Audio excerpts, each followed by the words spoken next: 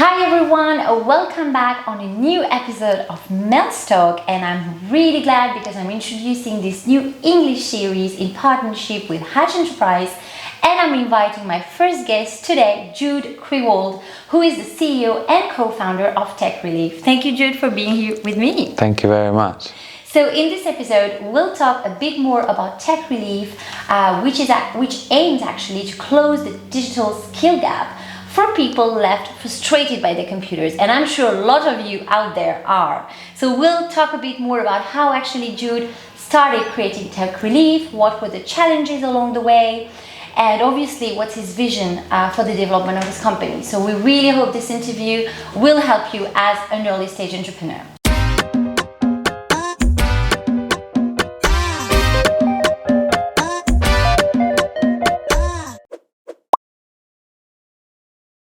So let's start. Thank you again, Jude, for being with me on Mel's Talk. Thank you for having me. So to give a bit more, for our audience, a bit more about your background, I know you were working for Deliveroo. Can you talk a bit more about that experience? Sure, yeah, that was quite formative and quite a whirlwind. I joined as a cyclist, actually while trying to set up my own business. I thought I'd earn some cash on the side. Did that for a month or two, got to know the ops manager. They invited me in to interview for an ops associate. Did that role for a year, then an ops manager role for a year, then a head of ops role for a year. And by the end of it was managing a really quite a large team, and I just had to sort of learn on the job, as we all did. And it was just the right time and the right place, I suppose, to be able to learn really quickly. And we had a really, really good team. And actually I'm still friends with a lot of those ops people from Deliveroo. We were very tightly knit. So is there anything you learned from Deliveroo that later on obviously help you for Tech Relief right now? Yeah, I'd say a lot. When you're launching a business, there's just so many new skills which are useful and which are required. And whether it's just when you're trying to do something new when launching a business, you have no idea if you haven't done it before which way is north sometimes. And actually having gone through it once, obviously as part of a bigger company, you have an understanding, well actually I've seen that this works and I know that doesn't work because we tried it. And so you can just use that experience. And anything from, how to write half-decent comms, to how to make an operational process that flows quickly and that doesn't annoy customers.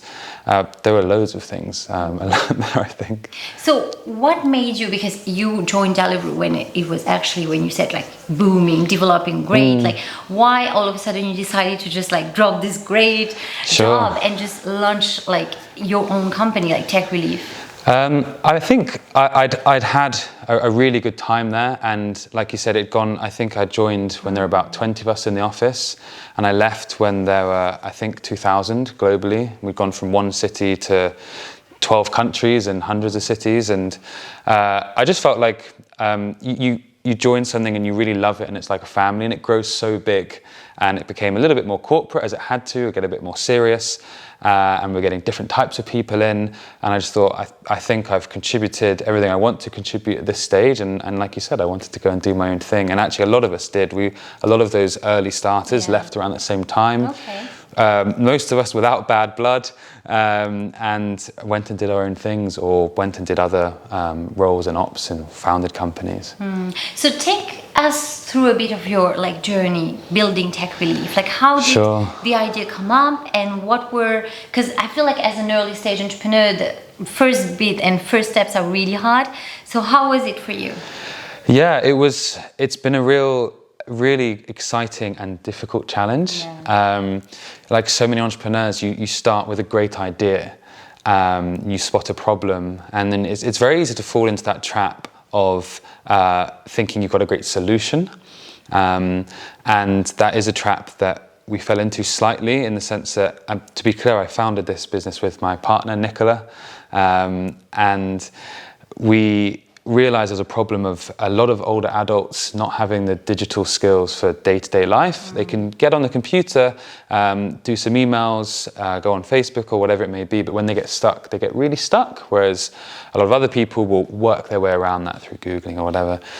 Anyway, one of the main challenges was working out the solution people wanted. Exactly. We knew there was a problem, but that's when we went and did a load of market research, actually, and that really helped us. I'm learning this more and more every month. You've really got to listen to what your customers want. Exactly. Really important for entrepreneurs. Yes, if you go in and say, we've got this great idea, what do you think? Almost everyone will say, yeah, it sounds pretty good, I'd probably use it. But actually, if you ask them, what are your daily habits? What do you do when you get stuck? People are much more, and this is all, by the way, from a book or course called the Mum Test, which I recommend to everyone. Mum with an O, the American spelling. People are very, very unlikely to lie about their habits about the past, and they say, oh, I did this, I do that, this is what I do when I get stuck. But if you ask them about the future and say, would you use this? Do you think this is cool? Do you think this is going to work? They're much less likely to give an accurate answer, whether they mean it or not. Which is why you should take what their habits are and then think, is our product going to help this, or can we make a product that helps this? And that's been a really fun journey. So how did you actually knew there was like a product market fit? Like how did you make sure that, like, obviously you responded to a need, and how actually as well you found your first customers?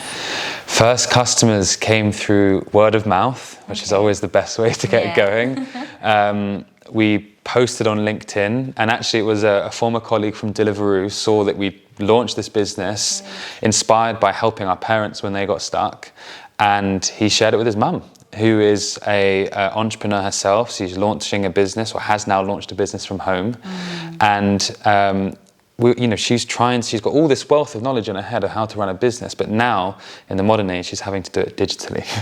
And so she calls us probably about once a month when she's stuck on LinkedIn or with her emails, and we just sort of grease the wheels that allow her business to go off, I guess. The first ones were through word of mouth. And it's still one of the best ways, I think, to find new customers. So tell us a bit more, how does it work? Like, for example, if someone who's watching us is stuck, is it for everyone? Because you mentioned your parents, what's the specific target as well? I mean, it's open to everyone. I'd say 90% of our customers are between 50 and 80 years old.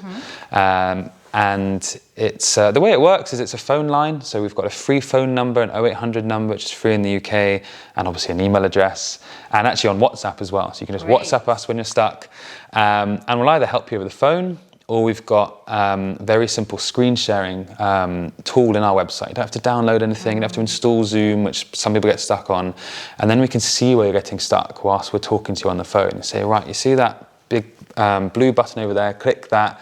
Now this thing's going to do this, try clicking that. And that means they learn how to do it themselves. And honestly, at the end of the calls, people aren't just relieved to solve their problem, they feel empowered because they've learned a new skill. And actually a lot of older adults lose this feeling that they should be learning or they can learn. And we help them, we're not pushing it, but we solve the problem in a way that they realize learning is still very much a possibility for them. And I think that's why people keep coming back to us. So in terms of the solution that already exists, how do you think you differentiate yourself? Sure. Well, there isn't, in terms of a commercial solution, there isn't a good one that I know about. I would say, no, honestly, and I kind of wish there was, because we're trying to have to tell people about an entirely new market, really. There are other companies out there who will charge a monthly amount, and you can email them and they'll get back to you in a couple of days with a solution, or they'll log straight into your computer and do it for you, which doesn't really teach you how to do it yourself. The main competitor we have, even though it's not a commercial competitor, is people asking their kids. That's a really common way of solving it. And if someone is happy with that setup, we're not trying to take that away from them. But we found ourselves, and a lot of our research has found, that can actually put a strain on the relationship. Let's say you're a 60-year-old mother or father, and you've got a millennial kid who's in their 30s. They're busy working, and you're stuck on your computer and calling them. That can often lead to quite a tense call, because you don't have much time to help them. You might not be best placed to help them, and there's a lot of there's often a feeling of, oh, I'm being stupid here, and a lack of patience from the child who's helping them. And by doing these calls again and again, we've actually identified what those pain points are and can make it easier for them. So where are you right now in terms of development? Give us a bit, maybe the number of people you're helping. Yeah, we're helping hundreds every month. It's really sort of boomed in the last couple of months. We've sort of started to really get our marketing machine going a bit better and finding ways to reach people who need us most. And yeah, we're just sort of trying to get ourselves a little bit more well known. Word of mouth has worked really well. Google advertising has worked really well. It didn't the first time, and then we got some help with it. That's a good tip. Get help when you need help. Exactly. Don't just sit there thinking, well, it should work. I know it works for others. And yeah, we're at the stage of trying to get a bit more money into the business so that we can really ramp up our marketing and reach more people who would benefit. Talking about money, because we know it's all like important for us entrepreneurs. Tell us a bit more about how, because you've actually quit your daytime job, launching that. How was it for you in terms of like funding, money? Because, you know, we still need, you know, money to keep running our business. So how was it for you? Yeah, it's a struggle. To start with, I was just doing Tech Relief full time. And I still do about an hour, on average, about an hour a day of consulting. I actually consult based on some of the very niche ops expertise I got from Deliveroo about how to run customer service teams. And I do that about an hour a day, early morning, get it out of the way between 8 and 9 a.m. And then I'm on Tech Relief the rest of the day. And I just about get by doing that. And my co-founder, Nicola, she's similar. She wears 2 other hats. She's a coach and she runs board game events. And we both, really enjoy that work, but are trying to focus the stuff onto Tech Relief. No, it's important to say, because a lot of maybe people out there think, I'm just going to focus 100%, but we forget that we need, obviously, to support ourselves in case we're not staying with our parents, for example. So it's hard work. It is hard work, and everyone's situation is different. You know, some people, like you said, will be living with their parents. Some will be paying several £100s a month for a room in London, and that's really hard. And it's actually a realization we've had recently that we can't keep only just getting by. At some point, we need to earn some more money from this, get some funding, and so we can focus on it more. And actually, you know, it's a genuine point of you don't want being close to poverty or just not having enough money to be a big distraction for your business. And when you go for your first funding, it is important to factor that in. You don't need to put into your funding application, I need a 100k salary. But you need to work out what you need to live on so that your money isn't a distraction. So talking about funding and help, we are here partnering with Hatch, and we are here actually filming at Hatch. I know you also benefited from their program. Tell us a bit more what was your relationship with Hatch and how it helped you and might help other entrepreneurs who are looking at this video. Yeah, Hatch were great. They were the first startup program I ever did. And that was back in 2018. There were only 4 people in Hatch then. I've since heard they're now 38. So I'm very, very pleased for them. I did a Launchpad program. It was a 6-week program, and it was a crash course and everything to do with startups. So you're doing a business model canvas, you're learning a bit about finance, a bit about marketing, a bit about ops. And actually, that was for me launching a different business, because it was 4 years ago. And I took it quite far, and in the end I thought, this isn't the one I want to do. But just having that support there is really great. And I've stayed on their newsletters, and their talks and the workshops they do are really, really valuable. And I encourage people to sign up. Is it something you recommend for other entrepreneurs to, like, you know, go out there, get the help? Yeah, I'll be frank. You know, if we're signed up to a few different programs, and in terms of the help that's available, the stuff that comes through Hatch is definitely top of the list when it comes in. There's always at least one, normally 2 things that I sign up for: a webinar. I saw you on there doing these interviews, and I thought, great, let's connect. Yeah, Hatch is a super organisation to be involved with. They're going to be happy to hear that. I wasn't paid to say that. I'll put that out there. So last topic I want to tackle with you, Jude, is the subject, obviously, of co-founder, right? Because lots of entrepreneurs, when they start, they might be alone. You had the chance to find, you know, your co-founder, which actually appears to also be your partner. What do you think about entrepreneurs who are launching solo business? Do you think it's potential, like, can my venture be successful even though I'm alone? And what are also the advantages maybe of being with a co-founder? I mean, what I'd say is that anything's possible, and there are examples of people launching very successful businesses on their own. I think they're a minority, and for a reason. It's not just that you're more likely to be successful with a co-founder, which I do believe, and we'll go on to why. It'll be more enjoyable. When you're slugging away at it and you're getting nowhere, you're trying to do your marketing and nothing's landing, and you're spending money and spending hours a day, it's really nice to have someone who's in the boat with you.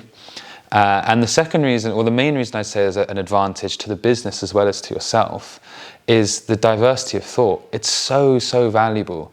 Nicola and I have quite different backgrounds in terms of professionally. We see a lot of things similarly, but also see things so differently that I'll sort of be writing a proposal or building something on the website, and I'll say, look, here's my draft, what do you think? And then she'll say, have you looked at it this way? And I think, that is so much better. And that's really invaluable. And you can, as a solo founder, if you really want to be a solo founder, you can have networks and peer coaching. I know, and mentors. And mentors, yeah. And Hatch, I've just signed up with Hatch for a peer support group, sort of coaching co-founders. But I really like having someone else in that boat with you and having an alternative point of view. That's amazing. So to conclude a bit our interview, do you have any other advice you want to today share with us for an early stage entrepreneurs looking at this? Sure, good question. I was thinking this on the way here. I think one really crucial thing, which I've never seen written down anywhere, and I've read all the startup blogs on Medium and so on, and Y Combinator, is when you first have an idea and you think, I want to launch a business, just to look ahead and think what that looks like for you, and ask yourself, how many years do I think this is going to take? Normally with a startup, it's minimum 3 or 4 years, often 5 or 10. And to say, is this the lifestyle I want? Do I want to be working 12 hours a day on this? I certainly started with this approach of, but so I'll just be 6 hours a day. I'm a very chilled person, work-life balance. And I realized once you get going, you just get sucked into it. So, make sure you ask yourself, is this the lifestyle I want? And then obviously you can tweak it, but make sure you're in for the ride, because at the start, it's just you're putting feelers out there. It doesn't feel like a commitment, but then you get swept up by it and you're in. And I think it's great, and I think a lot of people can enjoy it, but you've got to want it. Exactly, you've got to want it. Ask yourself why. Yes, exactly. The why is important. So thank you so much, Jude, for your time. I do think it's going to be a really valuable interview for all the entrepreneurs. How do actually they learn more about Tech Relief? How do we follow you on social media? Let us know. So our website is gettechrelief.com. And our handle's the same on Instagram. It's Get Tech Relief, and we're going to be on TikTok soon.